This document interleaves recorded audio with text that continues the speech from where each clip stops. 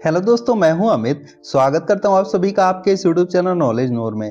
दोस्तों, मेरे बहुत सारे व्यूअर ने यह जानना चाहा है कि ट्रेन के वैक्यूम ब्रेक और एयर ब्रेक में क्या अंतर है। तो आज के वीडियो में हम बड़े ही आसान तरीके से जानेंगे कि ट्रेन में लगे वैक्यूम ब्रेक और एयर ब्रेक क्या होते हैं और इन दोनों में क्या अंतर है। दोस्तों, ट्रेन का ब्रेकिंग सिस्टम एक अलग ही साइंस है और इसके बारे में डिटेल्स में एक्सप्लेन करना रेलवे के सेफ्टी के अगेंस्ट है। इसलिए हम इन चीज़ों को बहुत ही सिंपल वे में बताएंगे ताकि आपको बातें समझ में आ जाए। दोस्तों, जैसा कि आप सभी को पता होगा, ट्रेन का ब्रेकिंग सिस्टम सिर्फ लोकोमोटिव में ना होकर पूरे कोच में लगा रहता है, जिसे कि एक पाइप के द्वारा आपस में जोड़ दिया जाता है।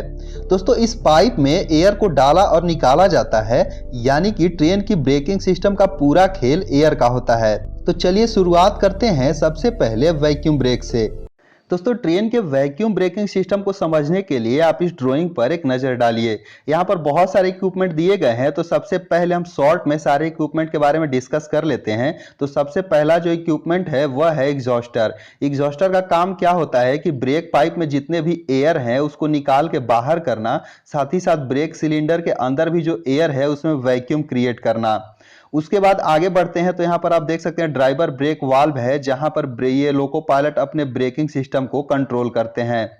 आगे यहाँ पर देख सकते हैं हाई वैक्यूम रिजर्वर है। यह होता क्या है कि अगर ब्रेक पाइप में कहीं लीकेज वगैरह हो तो उसमें जो है वैक्यूम क्रिएट करना इसका काम होता है।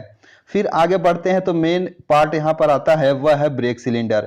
दोस्तों, ब्रेकिंग प्रक्रिया की सारा खेल यहीं पर होता है, क्योंकि इसके अंदर पिस्टन लगे होते हैं और एयर को रिलीज करने या फिर डालने से पिस्टन अप एंड डाउन यानी कि ऊपर और नीचे होता है, जिसके थ्रू ब्रेकिंग प्रक्रिया, यहाँ पर देख सकते हैं ब्रेक पैड है, वह रिलीज होती है या यहाँ पर लगती है।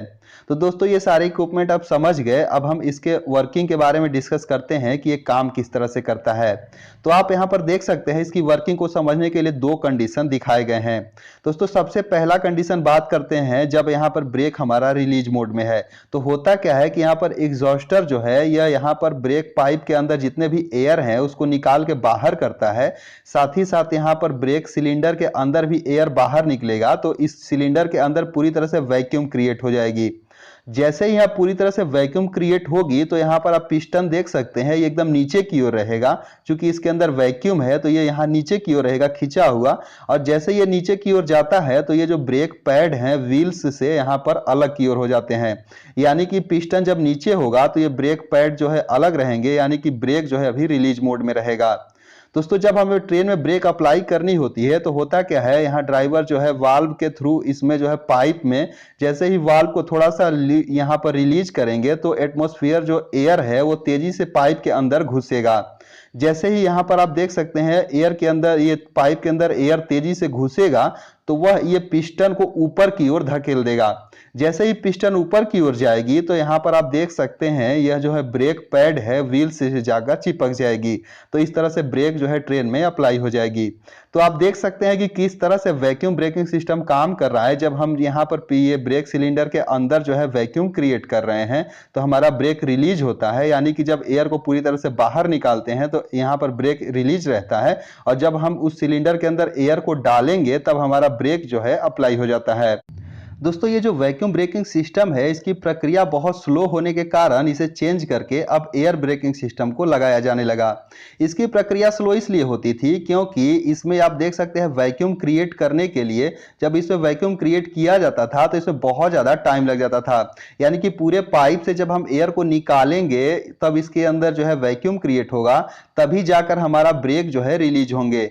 और उसी तरह से जब हम ब्रेक अप्लाई करना होता था तो इसके अंदर पूरी तरह से हवा को भरनी होती थी, तभी जाकर ब्रेक अप्लाई होते थे। तो ये दोनों काम के लिए बहुत ज्यादा 2 से 3-4 मिनट लग जाते थे, जिसके चलते इनकी ब्रेकिंग प्रक्रिया बहुत स्लो थी। इसीलिए इन्हें चेंज करके एयर ब्रेकिंग सिस्टम में तब्दील कर दिया गया। तो दोस्तों, ये तो वैक्यूम ब्रेकिंग सिस्टम हो गया। अब हम एयर ब्रेकिंग सिस्टम की बात करते हैं, जो कि जस्ट इसके अपोजिट होता है। दोस्तों, एयर ब्रेकिंग सिस्टम को समझने के लिए आप यहाँ पर इस ड्राइंग को देखिए। इसे सबसे पहले जितने मेन कंपोनेंट है उसके बारे में हम एक बार डिस्कस कर लेते हैं। यहाँ पर सबसे पहला कंप्रेसर है, उसके बाद ड्राइवर वाल्व है। तो कंप्रेसर से होता क्या है कि कंप्रेसर को चलाकर इस पाइप के अंदर 5.6 kg का प्रेशर मेंटेन किया जाता है। उसके बाद यहाँ पर आपको ड्राइवर वाल्व मिलेगा, जहां से लोको पायलट ब्रेकिंग प्रक्रिया प्रक्रिया को कंट्रोल करते हैं। फिर आगे है ऑक्सिलरी रिजर्वर। इसका काम क्या होता है कि अगर ब्रेक में कहीं लीकेज वगैरह हो तो इससे जो है ब्रेक में 5.6 केजी का प्रेशर मेंटेन करते रहना।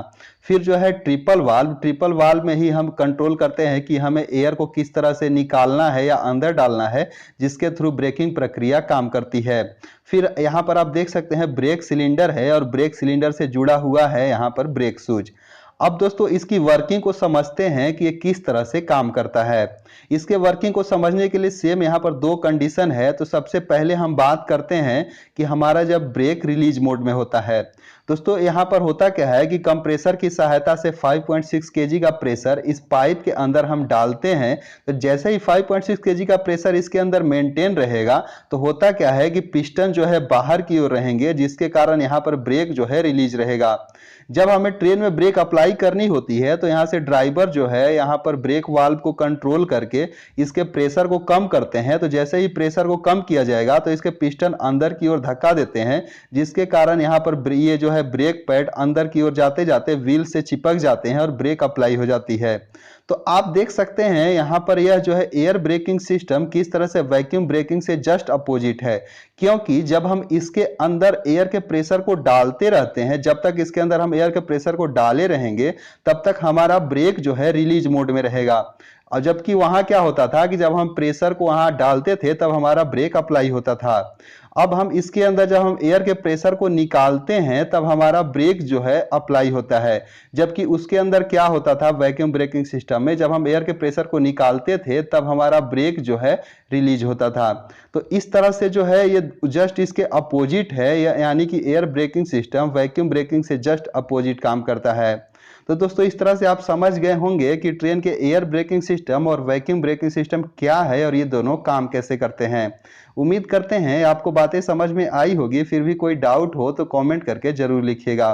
बाकी वीडियो पसंद आई हो तो वीडियो को लाइक और शेयर जरूर कीजिएगा, और चैनल पे नए हैं तो चैनल को सब्सक्राइब करके बेल आइकन को जरूर से प्रेस कर दीजिए। आज के इस वीडियो में बस इतना ही। मिलते हैं एक नए वीडियो में। Thank you for watching friends.